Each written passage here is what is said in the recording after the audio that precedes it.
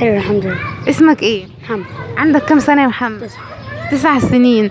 طيب قولي بقى، بما ان احنا في رمضان، انت صايم السنة دي ولا لأ؟ صايم. صايم. دي اول سنة ولا صمت قبل كده؟ صمت قبل كده. طب مين اللي علمك الصيام؟ بابا. والدك. تمام. طيب قولي بقى، انت هتعزم مين من اصحابك على الفطار لو ينفع تعزمهم؟ عبد الله وعبده. عبد الله ومين؟ عبده. وعبده. تمام. انت بتحبهم دول اكتر صحاب مقربين ليك يعني؟ مم. ماشي. قول كلمة لماما وبابا بتوجهها لهم عشان رمضان. بشكر ماما على بشكر ماما كل سنة وهم طيبين. كل سنة وهم طيبين وانت طيب يا رب. طيب انا هسألك سؤال، والسؤال ده لو عرفت تجاوبه هتاخد عليه هدية. تمام؟ ماشي. ماشي. ما هي السورة التي تسمى بمواقيت الصلاة؟ سورة الفجر ولا سورة تبارك ولا سورة ياسين؟ سورة الفجر ولا سورة تبارك ولا سورة ياسين؟ الفجر.